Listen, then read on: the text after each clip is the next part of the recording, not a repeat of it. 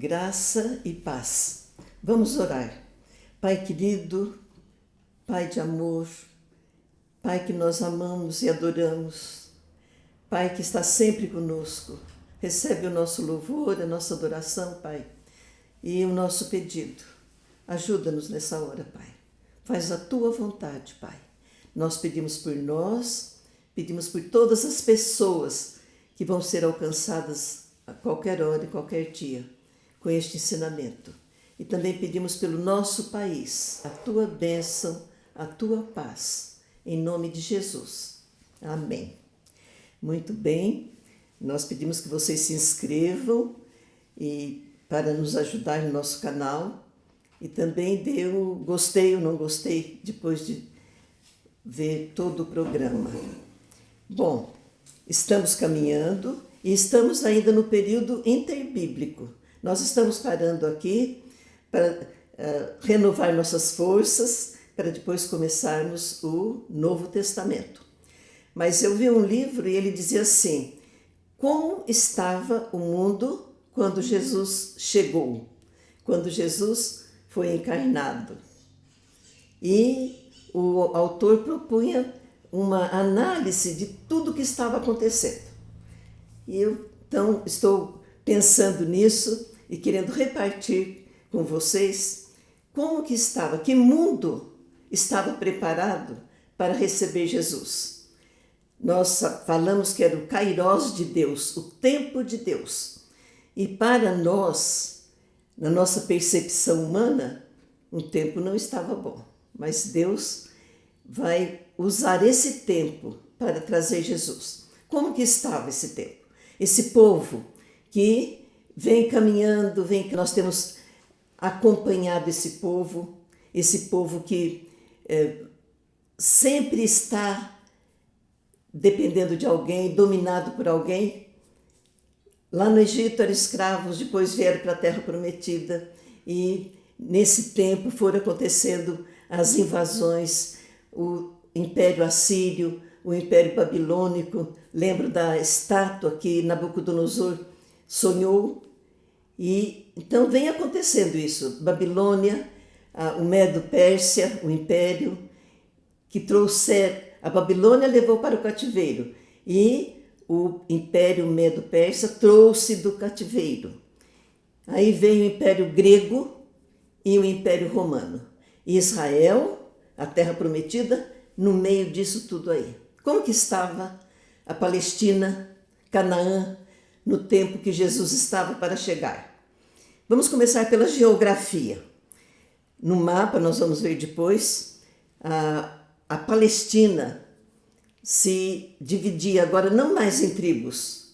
Não havia mais os dois reinos, do norte e do sul. Mas agora eram províncias romanas. Nesse tempo já eram províncias romanas. Mas a Grécia tinha estado ali e dado uma influência muito grande em tudo na vida dos judeus. Então, no norte, a província da Galileia. Galileia era o norte da Palestina, onde estava ali, muito importante, o Mar da Galileia, que não era mar, né? Era um lago. Cidades. Quais as cidades da Galileia, que nós vamos ver quando estivermos estudando a vida de Jesus e a igreja? Nazaré, onde Jesus foi morar. Caná, no primeiro milagre. Cafarnaum, a cidade de Pedro, onde Jesus ficou morando. Ali era o centro das missões de Jesus, do ministério de Jesus. E Tiberíades, que era uma cidade que foi feita em homenagem ao Tibério César, o imperador de Roma. Foi quem fez a cidade, quem construiu a cidade foi o Herodes Antipas. Então, ao norte, a Galileia. Vamos falar muito da Galileia. Jesus vai ficar muito ali na Galileia. Ao sul, a Judéia. A Judéia, Samaria e também a Pérea. Nós vamos ver no mapa depois. Essa província era montanhosa. Então, a comunicação entre as cidades era ruim. as cidades ficavam meio independentes. Como era montanhosa, sempre a Bíblia diz assim, subia Jesus para Jerusalém, porque Jerusalém estava numa montanha, Sião. Então Jesus subia, apesar de que a Galileia ficava ao norte, a Judéia ao sul da Palestina, mas Jesus subia para Jerusalém. Cidades da Judéia, Belém, que era a cidade perto de Jerusalém, onde Jesus ia nascer, Betânia, a cidade daqueles irmãos, Jericó e Cesareia da Palestina, uma cidade construída em homenagem ao César. Outra vez, o povo dominado, prestigiando e homenageando o imperador de Roma. A Pérea ficava além do Jordão, mas era então ligada à Judéia. No domínio romano, chamavam-se então províncias, eram as províncias. Tinha as províncias senatoriais, que eram organizadas e comandadas pelo Senado de Roma. Pilatos foi um governador que foi nomeado pelo Senado de Roma. E as províncias imperiais, que eram, então, feitas pelo imperador de Roma. Herodes o Grande tinha sido escolhido pelo imperador. Então, era uma província imperial. O Herodes o Grande, nós já estudamos, aquele homem mau, cruel, que tinha aquela paranoia, medo de perder o trono. Então, ele matou a mulher, matou a sogra, matou filhos para não perder o trono que ele tinha. Era chamado rei da Judéia. E ele que fez a Massada, aquele castelo lá naquela montanha, ele que mandou matar Jesus quando Jesus nasceu. Ele morreu e essa província foi repartida em 4. Por isso que fala tetrarca. 3 filhos dele. O tetrarca da Judéia, que era Arquelau, da Judéia, e Samaria. Ele era, então, o tetrarca, o que governava essa parte da Palestina. E a Idumeia também. Foi esse Arquelau que estava lá no trono e José ficou com medo e não foi para a Judéia. Ele levou o menino, que eles estavam vindo do Egito, ele levou Maria e o menino para morar na Galileia, na cidade de Nazaré. Muito bem. E o Herodes Antipas, o outro filho do Herodes o Grande. Então, Herodes Arquelau, Herodes Antipas, era tetrarca da Galileia e Pérea. Esse Herodes que mandou decapitar João Batista. O neto de Herodes, Aristóbulo, que também esteve aí, mandou executar Tiago e prender Pedro. E Herodes Filipe, o terceiro filho de Herodes o Grande, era tetrarca da Itureia e Traconites. E ele que faz a cidade Cesareia de Filipe, em homenagem ao César, e com o nome dele. Eles achavam, a população, que esse era o melhor dos Herodes. Então, Herodes, a gente sabe por que aparece um Herodes e outro, porque era o Herodes o Grande e agora os 3 filhos dele que ficam como tetrarcas. E há uma parte da Síria que não é dos filhos dele. Muito bem, essa era a parte então geográfica. Depois nós vamos ver a parte das cartas de Paulo e também das viagens. Aí vai pegar a Ásia, a Macedônia, até chegar em Roma. Muito bem. Literatura. Que literatura havia nesse tempo? Nós já vimos que nesse tempo não houve revelação de Deus. É chamado o tempo do silêncio. Então não havia revelação canônica, era uma ausência canônica, mas Deus estava ali. mas havia literatura. O Antigo Testamento estava disponível. Eles estudavam o Antigo Testamento, que era as leis e os profetas e sabedoria, os salmos. Como que estava disponível o Antigo Testamento? Em hebraico, que era a língua original deles, em grego. O grego passou a ser como o inglês hoje, uma língua universal. Diz um comentarista que o romano ele tinha dificuldade de leitura e de escrita. Então, a Grécia estava imperando nessa parte aí. Então, a escrita, a tradução do hebraico do Antigo Testamento para o grego, que é a Septuaginta, bem anos antes de Jesus nascer. Já então, o povo dele conhecia o Antigo Testamento também em grego e em aramaico. Aramaico era semelhante ao hebraico, mas diferente. Um autor diz que todos os países dominados falavam o aramaico. Era uma língua mais popular, chamado Targum. Então, era a tradução do Antigo Testamento nessa língua aramaica. Havia os livros também, desde o Segundo Templo, os livros apócrifos, que nós já estudamos. Esses livros tinham história, eram livros moralistas, alguns, sabedoria e apocalíptico. Tinha também os livros de autores falsos e autores desconhecidos, chamados de pseudo-epígrafos. E o Qumran, que eram aqueles manuscritos do Mar Morto, daquele grupo de seita dos essênios. As línguas que eles falavam nesse tempo, os romanos era a língua latim, era o latim, e os países dominados por eles, o latim. Falavam também ali o hebraico, o aramaico, que era um idioma semítico, diferente do hebraico, e falada pelos hebreus quando eles voltaram do cativeiro. Então, eles falavam o hebraico e o aramaico. Hoje eles falam o hebraico.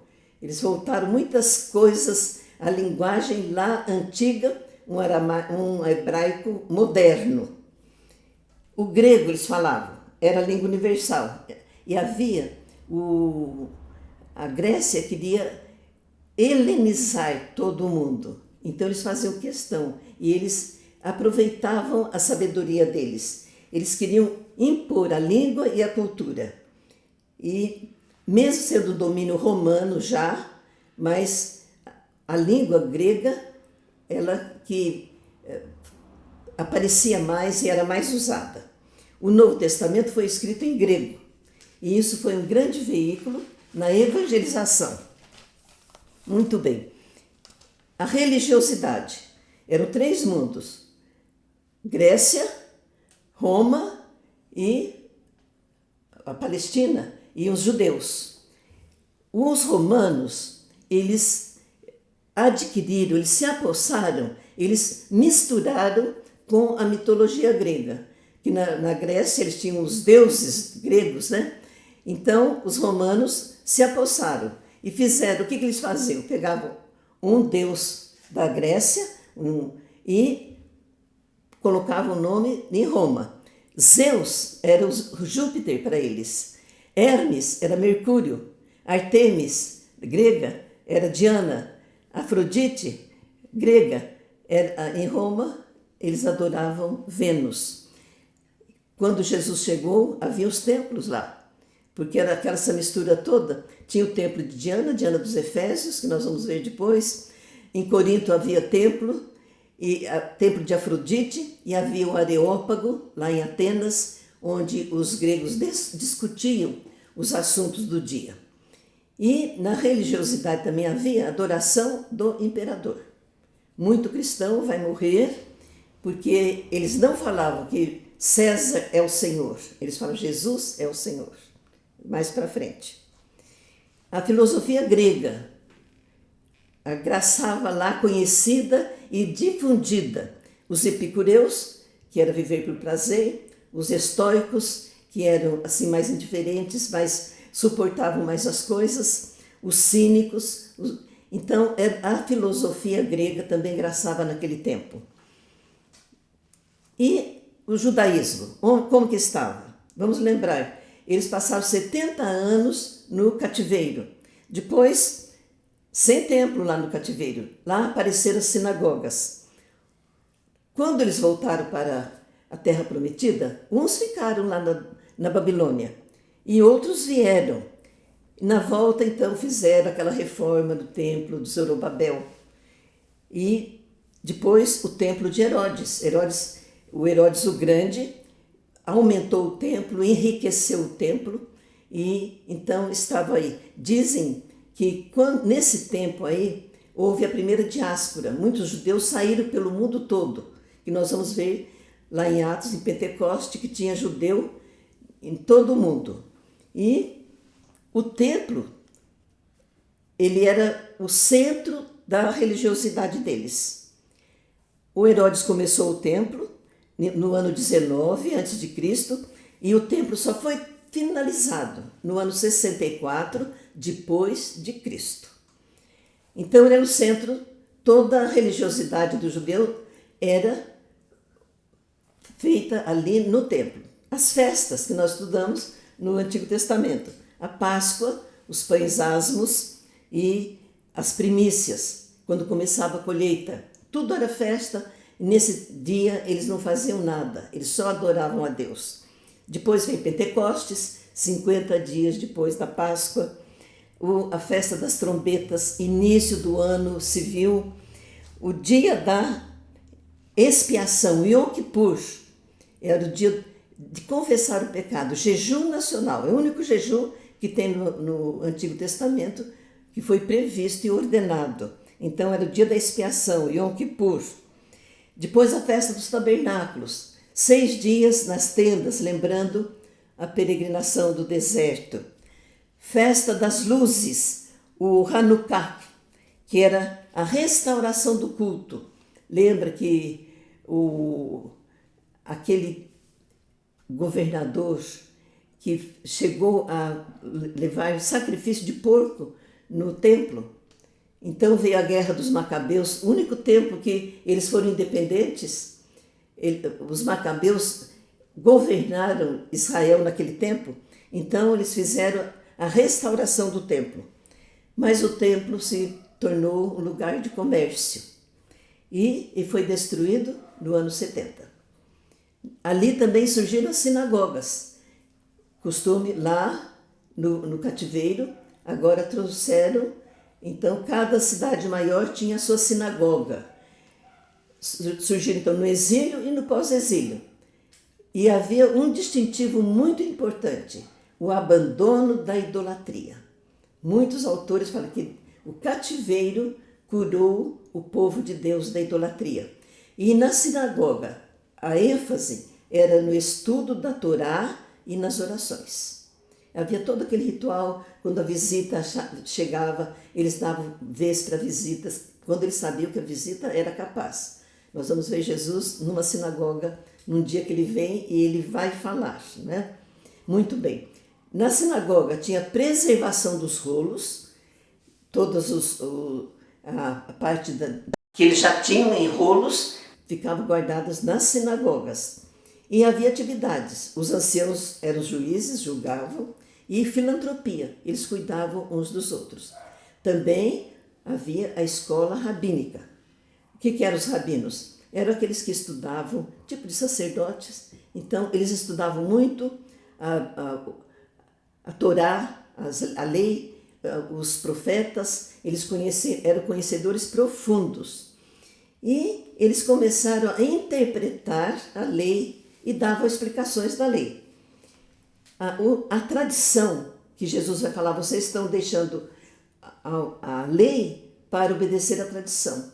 Os fariseus vão dar mais valor à tradição, que era uma explicação, uma interpretação que os rabinos davam. Os fariseus consideravam a tradição até mais importante que a palavra, que é a lei de Moisés. Havia 2 escolas de rabinos, a Hillel e a Shammai. E o Talmud eram os comentários rabínicos do Antigo Testamento. E então eles estudavam as leis e interpretavam.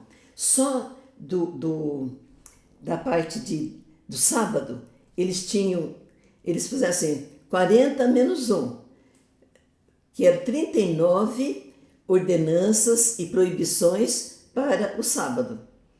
Por isso que é o perigo lá com Jesus sobre o sábado. Os prosélitos eram gentios convertidos e circuncidados. E os tementes a Deus aceitavam as práticas morais e religiosas, mas sem circuncisão. A teologia deles, eles achavam, os israelitas, eles criam em 2 eras. A era presente, que eles estavam sofrendo, era uma época muito má, começou com Adão no pecado, e eles sofriam muito. Mas havia uma época que eles esperavam por vir, que era prometida nas profecias. Então eles pensavam, estamos sofrendo, mas nós temos a promessa de Deus, de um tempo muito melhor, de um tempo do Messias. Era o messianismo que eles acreditavam. Esperavam o Messias, e esse Messias ia estabelecer o reinado dele. Eles estavam esperando. Também eles acreditavam que Israel era o povo prometido. Desde Abraão, Deus sempre falou para eles. Então eles tinham esse sentimento e um pouco de soberba, de vaidade, né? Imagina, povo escolhido por Deus. E também pensavam na obediência à lei. Se obedecesse à lei, recebia as bênçãos.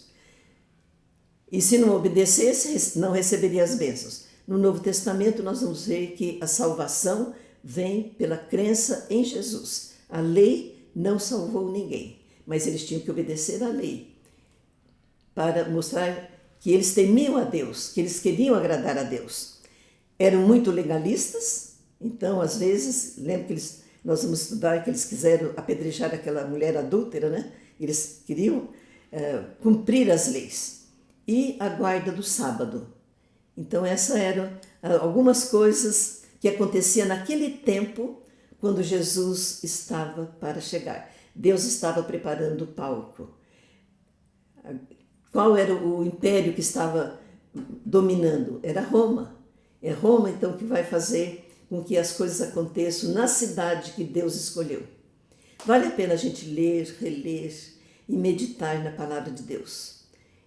Todas as coisas que Deus prometeu, Ele tem cumprido. Existem coisas ainda que Ele vai cumprir. Mas o cuidado para com o povo dele, nós já vimos que hoje o povo escolhido é a igreja de Jesus. Todos que creem em Jesus fazem parte da igreja. E nós agora conhecemos muito mais privilégio do que os antigos que ficaram pela esperança. Não viram o acontecimento, nós temos visto as coisas acontecerem. Deus cuidando de nós, Deus colocando no nosso coração esperança e a certeza de vida abundante aqui e vida eterna com Jesus. Que Deus nos abençoe.